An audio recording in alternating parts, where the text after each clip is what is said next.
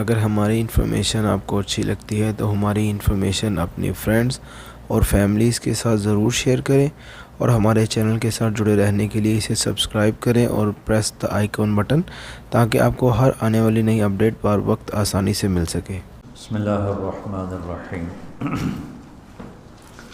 والصلاة والسلام علی رسولہ الکریم وعلی آلہ وصحبہ اجمعین، اما بعد۔ جو کل ہم بات کر رہے تھے، ہن لباس لکم انتم لباس لہن، اس پر بات چل رہی تھی۔ اعوذ باللہ من الشیطان الرجیم، بسم اللہ الرحمن الرحیم۔ احل لکم لیلۃ الصیام الرفث الی نسائکم ہن لباس لکم وانتم لباس لہن، علم اللہ انکم کنتم تختانون انفسکم فتاب علیکم وعفا عنکم فالآن باشروہن وابتغوا ما کتب اللہ لکم وکلوا واشربوا حتی یتبین لکم الخیط الابیض من الخیط الاسود من الفجر ثم اتموا الصیام الی اللیل ولا تباشروہن وانتم عاکفون فی المساجد تلک حدود اللہ فلا تقربوها کذلک یبین اللہ آیاتہ للناس لعلہم یتقون۔ یہ ساری ایک آیت ہے، اس میں سے ایک لفظ میں لے کے بات کر رہا ہوں۔ کل بات کی تھی، آج پھر اسی کو آگے چلانا ہے کہ اللہ تعالیٰ نے جتنے انسانی رشتے بنائے ہیں، ماں باپ، بہن بھائی، چاچے تائے، دادا دادی، نانا نانی، ساس سسر، خالہ بھانجا، بھتیجا، پھوپھی پھوپھا، یہ جتنے اللہ نے رشتے بنائے ہیں، ان میں سب سے اہم رشتہ خامند اور بیوی ہے۔ سب سے اہم رشتہ خامند اور بیوی ہے، سب سے قریب ترین رشتہ خامند اور بیوی۔ لباس سے زیادہ کوئی چیز میرے قریب ہے؟ آپ کے قریب لباس سے زیادہ کوئی چیز قریب ہے؟ بولو۔ تو اللہ تعالیٰ کہہ رہا ہے کہ میری بیوی میرا لباس ہے، اور میری بیوی سے کہہ رہا ہے کہ تیرا خامن تیرا لباس۔ تو میں سے مراد سب شادی شدہ، جتنے شادی شدہ لوگ ہیں۔ تو میں بھی کون ہیں شادی شدہ طلبہ میں؟ ماشاءاللہ، کافی بابرکت مجمع ہے۔ ہاں، اچھا، تو اللہ تم سے کہہ رہا ہے تمہاری بیوی تمہارا لباس ہے۔ سب سے قریب شادی کے بعد قریب ترین رشتہ لفظ لباس بتا رہا ہے بیوی ہے۔ قریب ترین رشتہ بیوی ہے، اور جو قریب ترین ہوتا ہے وہ پہلے ہوتا ہے، اس کا حق پہلے آ جاتا ہے، قریب ہو گیا۔ اور کل میں نے کہا تھا کہ لباس اور میرے درمیان کوئی چیز حائل نہیں ہے۔ اس سے میں نے وہ ایک حدیث کو اس کے ساتھ جوڑا تھا جو آپ نے حضرت فاطمہ رضی اللہ تعالیٰ عنہ سے فرمایا تھا کہ جسے میں پسند کروں اسے تو پسند نہیں کرے۔ تو وہ چپ کر کے واپس چلی گئیں اور اپنی اور بیگمات رسول سے فرمایا کہ بھائی آپ جانو اور آپ کا مسئلہ، میں اب اس میں نہیں پڑتی۔ تو یہ رشتہ سب سے قریب ہو جاتا ہے، اس سے قریب اور کوئی رشتہ نہیں ہے۔ جب یہ سب سے زیادہ قریب ہے تو اس کے حقوق بھی سب سے پہلے ہوں گے، اس کا حق بھی سب سے پہلے ہوگا، اس کا خیال بھی سب سے پہلے ہوگا۔ ہمارا جوائنٹ فیملی سسٹم ہے۔ میں کوئی بچیوں کو ساس سسر کے خلاف نہیں بھڑکا رہا، جو سسرال میں زیادتی ہو رہی ہے میں اس کے ازالہ کی کوشش کر رہا ہوں۔ آنے والی بچی اپنے ماں باپ کو چھوڑ کر آئی ہے، اب وہ اپنے خامند کے ماں باپ کو اپنا ماں باپ بنا لے تو اس کی سعادت ہے، اور بچے کے ماں باپ نے اپنی بیٹیوں کو آگے روانہ کر دیا ہے، وہ اس آنے والی بہو کو اپنی بیٹی بنا لیں تو کتنا خوبصورت ہو جائے گا یہ نظام۔ لیکن تربیت بھی نہیں ہے اور سیرت بھی سامنے نہیں ہے۔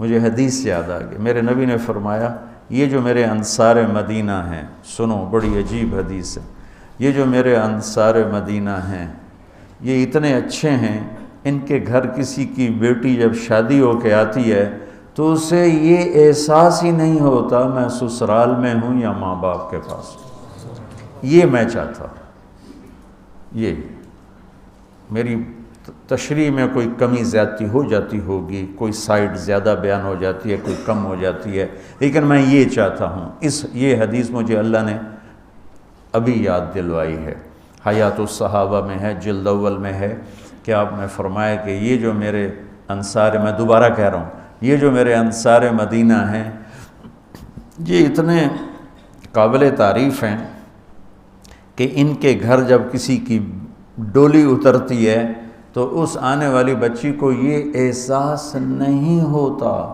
کہ میں اپنے گھر میں ہوں یا سسرال کے گھر میں ہوں۔ میرے عزیزو، کم از کم تم جو میری اولاد ہو، تم میری روحانی اولاد ہو، تم تو میری بات کو آگے چلاؤ کہ تم اپنے گھر کو، اپنی بیوی کو اس طرح رکھو، اپنے ماں باپ کو بھی اس پہ تیار کرو، اپنی بہنوں کو اس پہ تیار کرو۔ ایک رخ تنقید دی، اے کر دی بھائی، اے کر دی بھائی، یہ سارا یہ میرا ماحول ہے، پتہ اٹھیندی کے میں، باندھی کے میں، ٹردی کے میں، یہاں تک یہ ساری کانوں سنی باتیں۔ تو بچے کے ماں باپ کہیں ہماری بیٹیوں کی تو شادی ہو گئی، اللہ نے ہمیں بیٹی دے دی ہے، اب ہم اس کو بیٹی بنا کے رکھیں گے، اور آنے والی کہے کہ میرے ماں باپ کو تو میں نے چھوڑ دیا، اب میرے خامند کے ماں باپ میرے ماں باپ ہیں، میں نے ان کے پاؤں دھو کے پینے ہیں، تو خود اپنی خوشی سے سارے گھر کی خدمت کرے، کون روکتا ہے؟ لیکن جو ہمارا ایک جابرانہ ماحول ہے، اس نے اس رشتے کو توڑ کے رکھ دیا ہے۔ یہ جو آنے والی لڑکی ہے، اس کے ذمہ ہے نسل تیار کرنا، نسل۔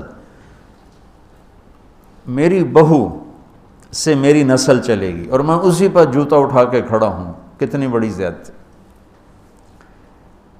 ماں یہ نہیں سوچتی کہ میری نسل جو چلے گی اس لڑکی سے چلے گی۔ اب ساس اگر یوں سوچے کہ میری نسل اس سے چلے گی، سسر یوں سوچے میری نسل اس سے چلے گی، خامند یوں سوچے یہ میری نسل اس سے چلے گی، خامند کی بہنیں یوں سوچے ہمارے بھائی کی، ہمارے باپ کی نسل اس سے چلے گی، تو ہم اس کو عزت دیں، محبت دیں، پیار دیں، تو وہ پاگل ہے جو تمہیں کاٹ کھائے گی یا تم سے لڑے گی۔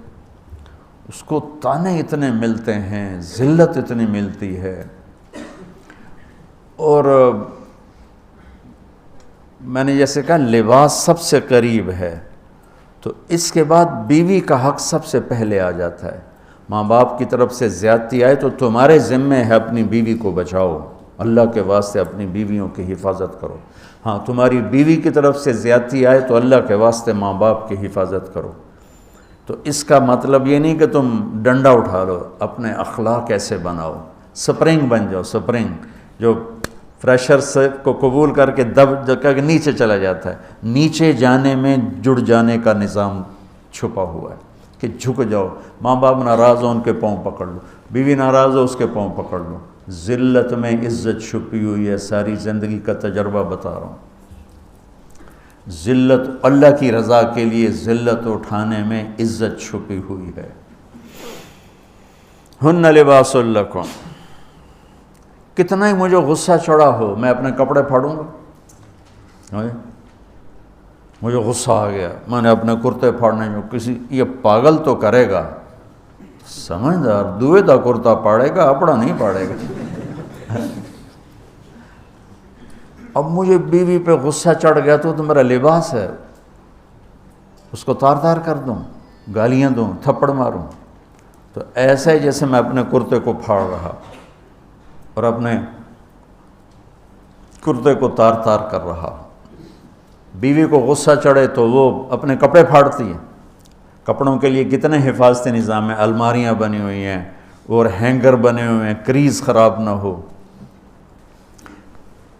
ایک چھوٹا سا بچہ ہے لیکن اپنے لباس کو کیسے حفاظت کر رہا ہے، کریز ٹھیک کر رہا ہے، سرانے کے نیچے رکھ رہا ہے اور اس کو صاف ستھرا رکھ رہا ہے۔ ہم کھاتے ہوئے کیا کرتے ہیں، آگے اگر کپڑے نئے پہنے ہوں تو آستینیں چڑھا لیتے ہیں کہ کہیں کوئی شوربہ، کچھ سالن ادھر نہ لگ جائے، ادھر نہ لگ جائے، اور آگے ہم کیا کرتے ہیں، تولیہ رکھتے ہیں، نیپکن رکھتے ہیں، رومال رکھتے ہیں۔ بڑے بڑے ہوٹلوں میں جاؤ تو پہلے وہ ساتھ رکھا ہوتا ہے کہ کوئی کھانے کا ذرہ گرے، سالن کا کوئی قطرہ گرے تو آپ کے کپڑے خراب نہ ہوں۔ ہم کیچڑ میں جا رہے ہوں تو ہم اپنے پاؤں گندے کر لیتے ہیں، کپڑے گندے نہیں ہونے دیتے۔ اپنے شلوار اوپر کر لیتے ہیں، پتلون اوپر کر لیتے ہیں، پاجامہ اوپر کر لیتے ہیں. تو جب کہیں سے کوئی آنے لگے ایسی ناگواریاں تو اپنے اوپر لے لو، بیوی پہ نہ آنے دو. ہم کپڑا بچاتے ہیں یا پاؤں بچاتے ہیں؟ کپڑا بچاتے ہیں. شلوار اوپر ٹانگ لیتے ہیں، کرتے کو یوں سمیٹ لیتے ہیں. تو جتنا کیچڑ ہے حالات کا، واقعات کا، اخلاق کا، وہ کیچڑ اپنے اوپر لے لو، بیوی کو بچا لو. اور بیوی کیا کرے؟ وہ جتنا کیچڑ ہے حالات کا، واقعات کا، ناگواریوں کا، اپنے اوپر لے لے، خامد کو بچا لے. لباس کا اور کیا کام ہے؟ یواری سواتکم، یہ تمہارے عیب چھپاتا ہے. تو میرا کام کیا ہے؟ میں بیوی کی کمیاں چھپاؤں، ڈھنڈورا نہ پیٹوں. بیوی کا کام کیا ہے؟ خامد کی کمیاں چھپائے، ڈھنڈورا نہ پیٹے. دوسرا کام کیا ہے لباس کا؟ وریشہ، لباس مجھے خوبصورت بناتا ہے. یہ ایک واحد رشتہ ہے جو زندگی کو خوبصورت بناتا ہے. سب کچھ ہو، بیوی نہ ہو تو تنہائی کا احساس مار دیتا ہے. اس سے ایک اور مطلب نکلتا ہے کہ لباس کے بغیر ایک لمحہ گزارا نہیں.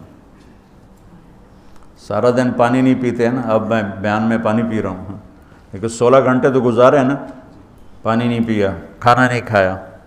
16 سیکنڈ لباس کے بغیر گزار سکتے ہیں؟ بولو. کوئی بھی کمرے میں نہ ہو، تم تنہا ہو، تم کپڑے اتارو تو تم اپنے آپ کو عجیب فیل کرو گے. تم خود اپنے آپ کو چادر میں چھپانے کی کوشش کرو گے. ان لباس ایک ایسی زبردست ضرورت ہے بلا دلیل کہ تم تنہا کمرے میں بھی کپڑے اتارو تو تم اپنے آپ کو عجیب سا محسوس کرتے ہو. اس سے پتہ چلا کہ بیوی کے بغیر کوئی زندگی نہیں ہے اور خامد کے بغیر عورت کی کوئی زندگی نہیں ہے. یہ ہمارا بدبخت معاشرہ ہندی کہ کسی بچی کو طلاق ہو جائے وہ گل سڑ کے مر جاتی، اس کی شادی نہیں ہوتی. کوئی جوان بچی بیوہ ہو جائے وہ سسک سسک کے مر جاتی، اس کی شادی نہیں ہوتی. کوئی 40-50 سال کا ہو جائے مرد، اس کی بیوی مر جائے، کوئی اس کو لڑکی دینے کے لیے تیار کوئی نہیں. اور لباس کا لفظ بتاتا ہے کہ شادی کے بغیر انسان ننگا ہے، اور ننگے انسان کا کوئی کہیں بھی گزارا نہیں ہے. لفظ لباس بتاتا ہے کہ ہم اس چیز کو رواج دیں کہ شادیاں ہوں، بیوہ کی شادی ہو، مطلقہ کی شادی ہو، کوئی کس کی بیوی مر جاتی ہے. حضرت ابن مسعود کا فرمان ہے اگر میری موت میں 10 دن باقی ہوں تو بھی میں شادی کر لوں گا اگر میری بیوی مر جائے تو. ابو ہریرہ کہتے ہیں اگر میری زندگی میں 7 دن باقی ہوں اور میری بیوی مر جائے تو میں 1 ہفتہ بھی شادی کے بغیر نہیں رہوں گا، میں شادی کر لوں گا. تو ہم ایک ہندی معاشرے سے متاثر ہیں جہاں بیوہ کی کوئی سنوائی نہیں، مطلقہ کی کوئی سنوائی نہیں، اور کوئی جوان بھی 2-4 بچے ہیں اور بیوی مر جائے تو اس کی کوئی شادی نہیں ہے. وہ سسک سسک کے وہ بلک بلک کے زندگی گزارتے ہیں. ہم لوگ اس کو رواج دیں. لباس، لفظ لباس بتا رہا ہے کہ جیسے لباس کے بغیر ایک لمحہ آدمی چین سے نہیں بیٹھ سکتا، ایسے ہی اس رشتے کے بغیر زندگی میں کوئی خوبصورتی نہیں، کوئی حسن نہیں ہے. ہن لباس لکم انتم لباس لہن. تو لباس کیا کرتا ہے؟ زیب و زینت. لباس کیا کرتا ہے؟ عیب چھپاتا ہے. لباس کیا کرتا ہے؟ خوبصورت بناتا ہے. تو اس رشتے کو خوبصورت بنانا ہے بیوی خامند کے لیے، خامند بیوی کے لیے. کس طرح یہ رشتہ خوبصورت بنے گا؟ اچھے اخلاق کے ساتھ. اچھے اخلاق کے ساتھ.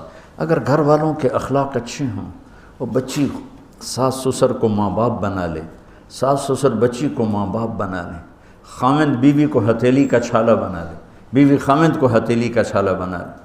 میں قربان جاؤں اپنے نبی پر. ساری کائنات کو نور ایمان دینے والی ہستی، اور حضرت عائشہ رضی اللہ عنہ کو لقمے بنا کے کھلا رہے ہیں.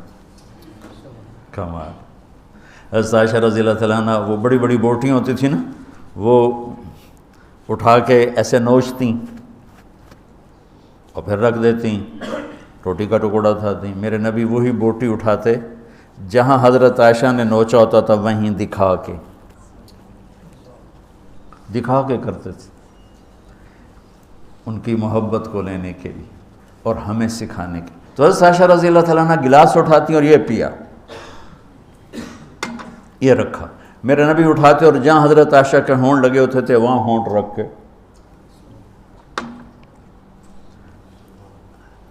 یہ زندگی سکھائی ہے۔ یا عائشو، کیا محبت سے بولا عائشہ نے، یا عائشو یا حمیراء، عائشہ او دوڑ لگائیں۔ عائشہ مجھے پتہ چل جاتا جب تو میرے اوپر ناراض ہوتی ہے۔ حضرت عائشہ نے کہا وہ کیسے؟ کہ جب تو میرے اوپر ناراض ہوتی ہے نا تو یہ نہیں کہتی مجھے رب محمد کی قسم، تو کہتی مجھے رب ابراہیم کی قسم۔ جب تو میرے اوپر راضی ہوتی ہے تو کہتی ہے مجھے رب محمد کی قسم، اور جب تو میرے اوپر ناراض ہوتی ہے تو کہتی مجھے رب ابراہیم کی قسم۔ کہ یا رسول اللہ صلی اللہ علیہ وسلم نام ہی آپ کا نہیں لیتی، میرا تو دل آپ پہ، کیا میری جان قربان ہے آپ پر۔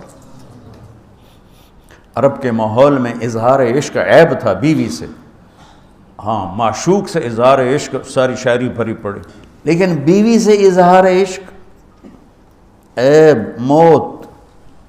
اس ماحول میں جس میں بیوی سے اظہار عشق ایک عیب تھا اور معشوق سے اظہار عشق شاعری بھری پڑی ہے، عرب کی شاعری بھری پڑی ہے عشق و معشوقی سے۔ اس ماحول میں میرے نبی سے ایک شخص کہتا ہے یا رسول اللہ من احب الناس الیک، آپ کو سب سے زیادہ کس سے پیار ہے؟ بھری محفل ہے، مسجد الگ نہیں یوں کر کے پوچھ رہا ہو، بھری محفل میں آپ سب سے زیادہ کس سے پیار کرتے ہیں؟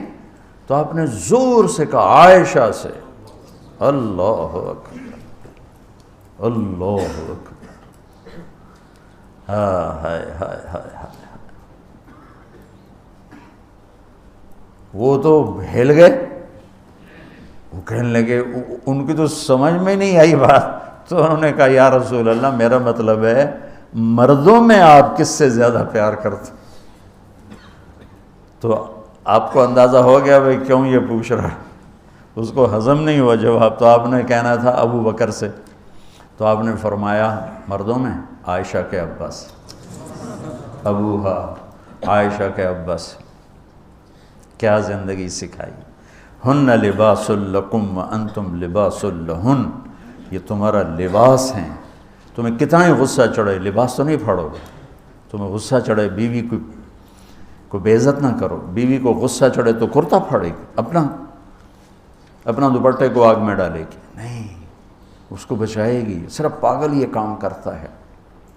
اسی ایک لفظ لباس کے اندر زندگی گزارنے کا پورا طریقہ موجود ہے، اور اسی کے اندر بیواؤں کی، مطلقہ کی، رنڈوے کی شادی کا اشارہ خوبصورت موجود ہے کہ لباس کے بغیر تو ایک لمحہ انسان نہیں گزار سکتا، تو اس کو رواج دینا یہ ہمارے ذمے ہے، اور اپنے نبی کی معاشرت کو بتانا یہ ہمارے ذمے ہے۔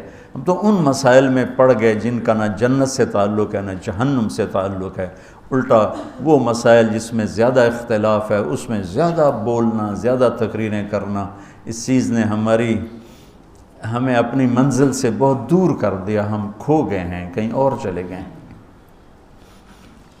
تو اس عرب کے ماحول میں میرے نبی نے لباس بنا کے دکھایا۔ صفیہ رضی اللہ تعالیٰ عنہ چھوٹے قد کے تھے، اونٹ پہ سواری کے لیے وہ خود نہیں کر سکتی تھی، آپ نے اپنا گھٹنا آگے کر دیا، حضرت صفیہ نے آپ کے گھٹنے پر پاؤں رکھا اور اس کو زینہ بنا کے آپ نے ان کو اوپر چڑھایا، زینہ بنا کے۔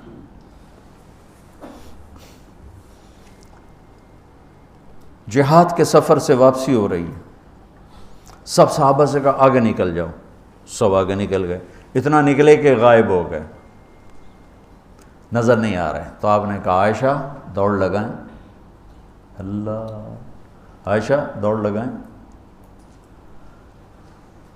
ہم نے کہا جی لگائیں۔ تو حضرت عائشہ فرماتی ہیں میں نے دوڑ لگائی، میں آگے نکل گئی، آپ پیچھے رہ گئے۔ کچھ سال گزر گئے، جہاد کے سفر سے واپسی ہو رہی، آپ نے کہا عائشہ دوڑ لگائیں؟ میں نے کہا جی لگائیں۔ ہم چلو بھائی آگے چلے جاؤ، سب آگے چلے گئے، غائب ہو گئے۔ تو کہنے لگے میں نے دوڑ لگائی، میں موٹی ہو گئی تھی، میں پیچھے رہ گئی، آپ آگے نکل گئے۔ تو آپ نے کہا ذی بتلک، اب ہمارا تیرا حساب برابر ہو گیا۔ آپ بچوں زندگی تو پڑھو کہ تمہارے نبی نے کیا خوبصورت زندگی گزاری ہے۔ ایک صحابی کہتے ہیں دائم الفکرہ متواصل الاحزان، کیسے تھے ہمارے نبی؟ تو وہ جواب دیتے ہیں بڑے غمگین، بڑے فکر مند۔ ٹھیک ہو؟ یہی سوال ایک شخص حضرت عائشہ سے کرتا ہے کیسے تھے ہمارے نبی؟ کہتی ہیں کان ضحاکن بسامن، بڑے ہنسنے والے، بڑے مسکرانے والے۔ ایک کہہ رہا ہے بڑے غمگین، بڑے فکر والے، ایک کہہ رہی ہیں بڑے ہنسنے والے، بڑے مسکرانے والے۔ یہ فرق کیوں ہے؟ ایک نے دیکھا ہے مسجد کے ماحول میں، وہاں نبوت کی ذمہ داری مقدم ہے، اور اس کا احساس آپ پر وزن ڈال رہا ہے۔ اما عائشہ نے دیکھا مسکراتا ہنستا، کہاں؟ گھر میں۔ گھر میں آپ مسکرانے والے ہیں، آپ ہنسنے والے ہیں، اور نبوت کی ذمہ داری ہے، درد بھی ہے، لیکن اس کو اندر چھپا لیا ہے۔ اب بیگم کو ہنس کے دکھا رہے ہیں، خوش ہو کے دکھا رہے ہیں، اور ان کے ساتھ لاڈ کر رہے ہیں، ان کے ساتھ پیار کر رہے ہیں۔ جہاد کا سفر ہے، جہاد کا، اور سفر کے لیے تیاری کا اعلان اور کوچ کا اعلان۔ حضرت عائشہ اونٹنی پہ بیٹھیں، گلے میں دیکھا ہار کوئی نہیں۔ کہا یا رسول اللہ میں تو نہیں جاؤں کہ میرا ہار گم ہو گیا، میرا ہار پہلے ڈھونڈوائیں۔ سارے لشکر کو ہار پہ لگا دیا۔ آپ کہتے تیرا دماغ خراب ہے؟ میں جہاد میں تیرے لاڈ اٹھاؤں اور تیرے ہار کے پیچھے میں سفر کینسل کروں؟ چلو چلو۔ آپ نے کہا چلو بھائی عائشہ کا ہار ڈھونڈو۔ سارے ہار ڈھونڈنے میں لگ گئے، سارے۔ یہ میں کہاں سے، کوئی میں فرضی قصے بیان کر رہا ہوں؟ گھڑ گھڑ کے بیان کر رہا ہوں؟ تمہیں اپنے حبیب کی سیرت سے اٹھا کے دے رہا ہوں۔ کوئی آپ کسی سیر پہ نہیں نکلے تھے کہ کوئی بات نہیں سفر کینسل کرو، جہاد کا سفر ہے، اور آپ کہہ رہے ہیں عائشہ کا ہار ڈھونڈو۔ آپ دیکھ رہے تھے کہ آگے عورتوں کے ساتھ کتنے کتنے ظلم ہوں گے۔ تم کو بھی سنو ان کی چیخیں اور آہیں جو میں سنتا ہوں، تمہارے کلیجے پھٹ جائیں کہ کس قدر ظلم ہے۔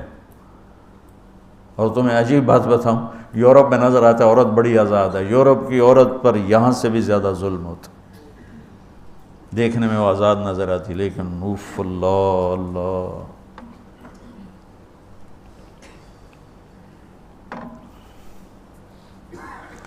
شام ہو گئی تو قافلہ رک گیا، اب تو بھائی شام ہو گئی، ہار نہیں ملا۔ مغرب عشاء کے لیے تو پانی موجود تھا۔ اب عشاء پڑھنے کے بعد پانی ختم، چونکہ خیال تھا بھائی اگلی منزل پانی ہے تو وہاں جا کے نماز پڑھیں گے، تو اب پانی کوئی نہیں ہے، اور سب نے ابو بکر صدیق رضی اللہ تعالیٰ عنہ کو تانے دینے شروع کیے، تیری بیٹی کی وجہ سے اب فجر کی نماز کا کیا بنے گا، اب تو پانی کوئی نہیں، وہ وضو کیسے کریں گے؟ تیمم کی آیت ابھی آئی نہیں ہے۔ تو حضرت ابو بکر صدیق کو غصہ چڑھا، وہ گئے اللہ کے نبی کے خیمے میں، وہ تو باب تھے، تو آگے اللہ کے نبی حضرت عائشہ کی گود میں سر رکھے سو رہے تھے، حضرت عائشہ یوں بیٹھے ہوئی تھی۔ تو اب کیا کریں، وہ سوئے ہوئے ہیں تو بول تو سکتے ہی نہیں، تب وہ چہرے سے ان کو ڈانٹ رہے ہیں۔